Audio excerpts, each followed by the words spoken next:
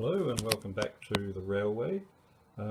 It's early evening in early December in Victoria. The temperature's in the low 30s, which is ideal for running Hornby Dublo. The temperatures here can get down to 0 and occasionally we get high humidity. These are not conditions that the engines like. So while it might not be ideal for humans in an unair conditioned garage, it's ideal for the engines. Now this video is going to focus on some of the elements of running, particularly on the upper level of this layout, which has a lot of isolated sections. So there's one circuit on the upper level of this layout, and these are all the isolating switches. And they run from left to right and mirror the position of isolating sections from left to right facing down the layout. So like that. Okay. Now you'll see to the left top of the picture that there's an incline. These are the two isolating sections on the incline, and then across the center of the layout, and then at the far end of the layout, going from nearest to me to furthest away from me, there are 4 isolated sections up there. So I can have a lot of engines and trains on this upper level of the layout, and manage them, sort of. To be honest, this thing is better run by 2 or 3 people, which is nice because it allows me to have friends who are interested over and we can really get the thing humming. I have a very large number, well, no, the proportion of points on my layout that are electrically operated is very high. I've only got a couple that aren't, and a couple or 3, and you can see them here. This is a Hornby Dublo 2-rail point. It's not hooked up. This is obvious, and there are a couple here. So they're all within very easy reach of the console.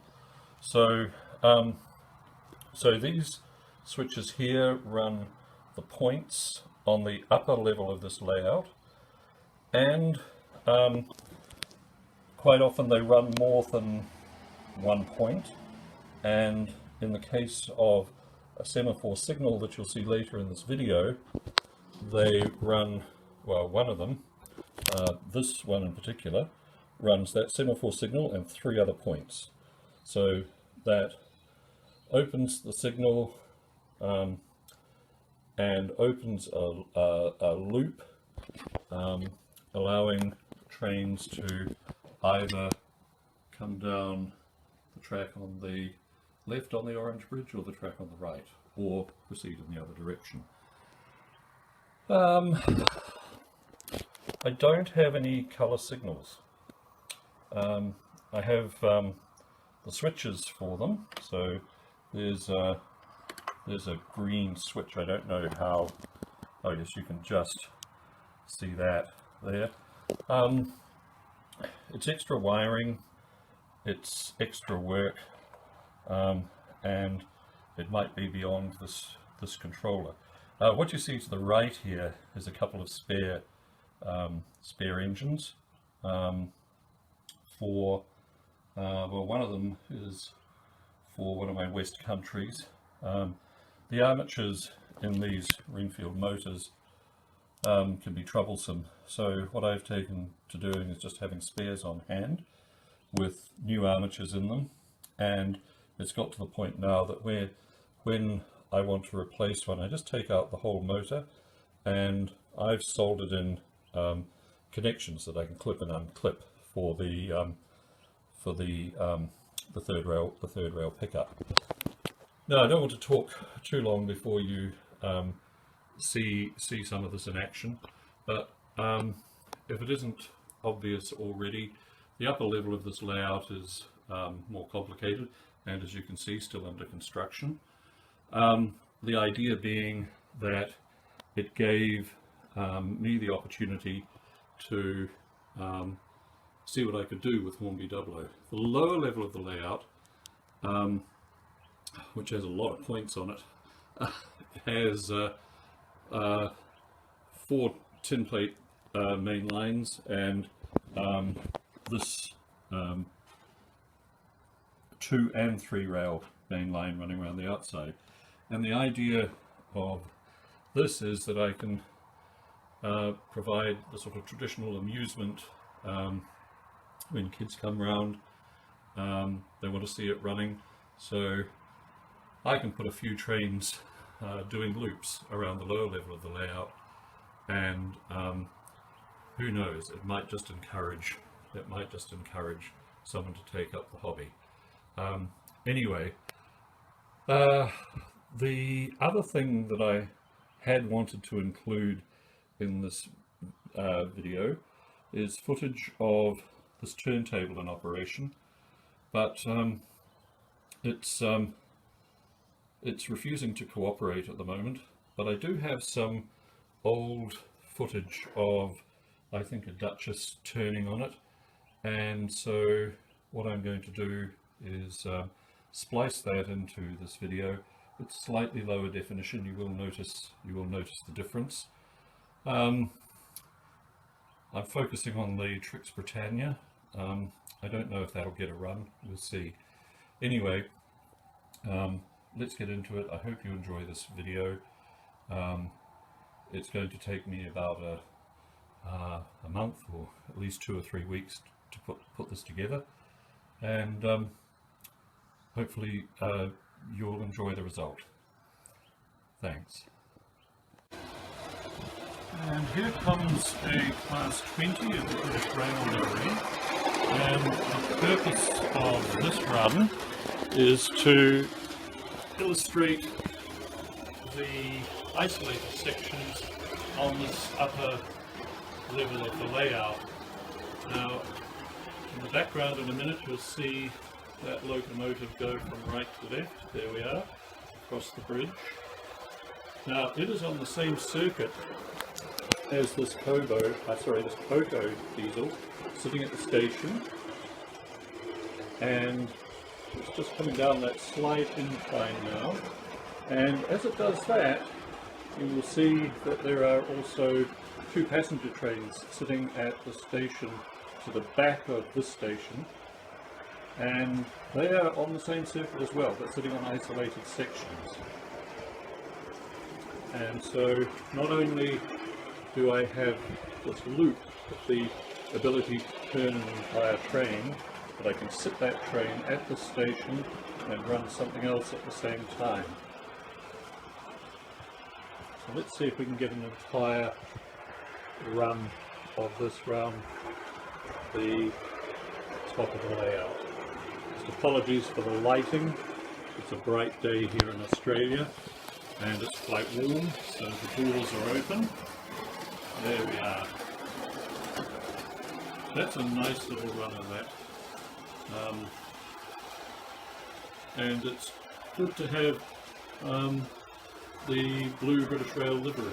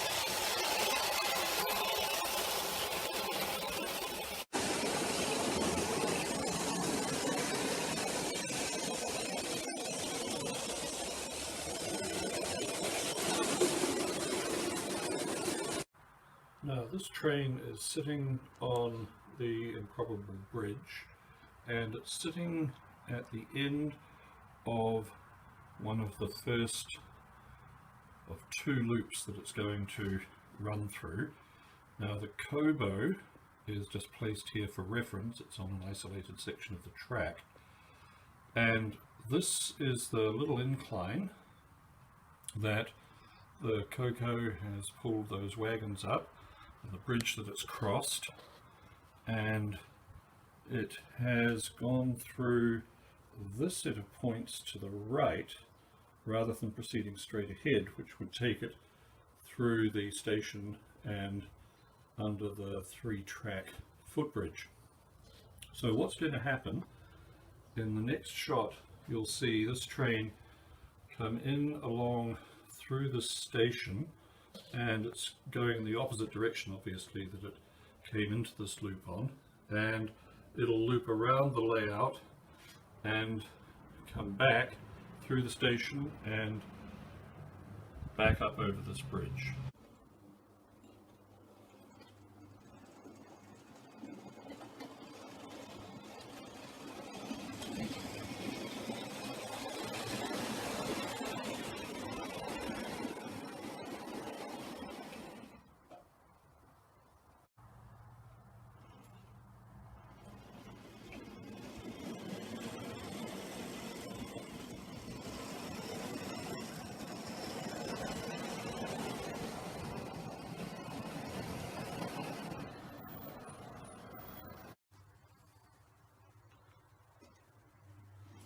And as you can see, it's pulling out of the station back onto the main line, and it's going to run around, close the points at the station. Now this train has been successfully turned and is running through the centre track at the station, back up over the bridge in exactly the opposite direction to which it is heading, and it will run around the layout again in precisely the opposite direction in which it was originally headed.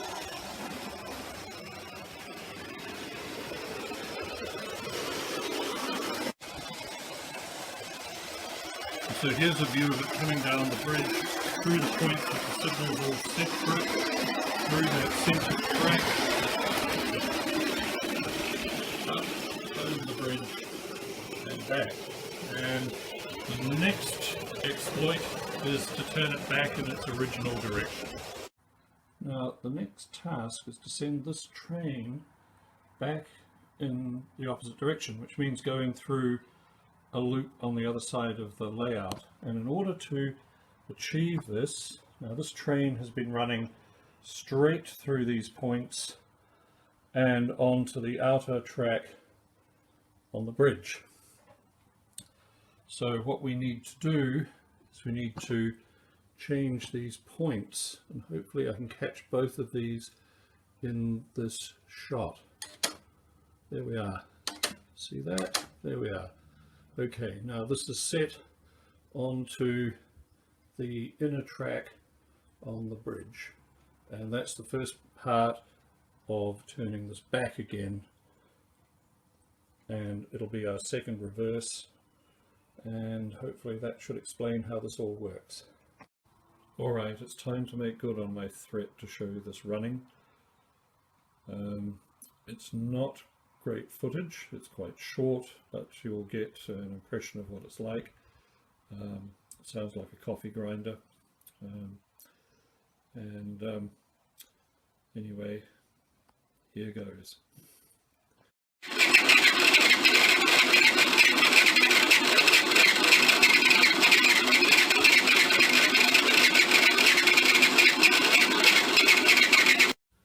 Well, you were warned, I suppose. That's the best I can say, and I'm sorry that I don't have better footage of this thing running, but I'll get this looked at and we'll see if we can get it back into operation. Anyway, while I'm here, this is a little locomotive park up here at the control end of the layout. It's got its own controller. You can maybe just see in there that that joint is insulated. It's got plastic fish plates on it, and I can park a few locomotives here, and there are 4 isolating sections for this. So, and they're run from these switches here. Okay, well, let's get back to the matter at hand. This Deltic has been sitting with its train for a while, and our next job is to run it through the other loop on this layout and turn it and bring it back facing exactly the opposite direction. Right, that's the next task. Okay, if you've got this far, you've been very patient, and I'm going to try and do this in one take, but no promises. Now, this is the point that we need to open and close to get this loop running. So what's going to happen is this locomotive and its train are going to come around here, turn left, take the left hand point and go down and around here. And I'm going to try and get this in one shot. So let's open that. Let's get this going. Let's get it going the right way.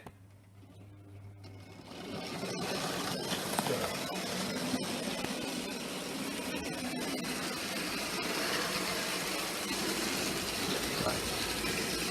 Here we go.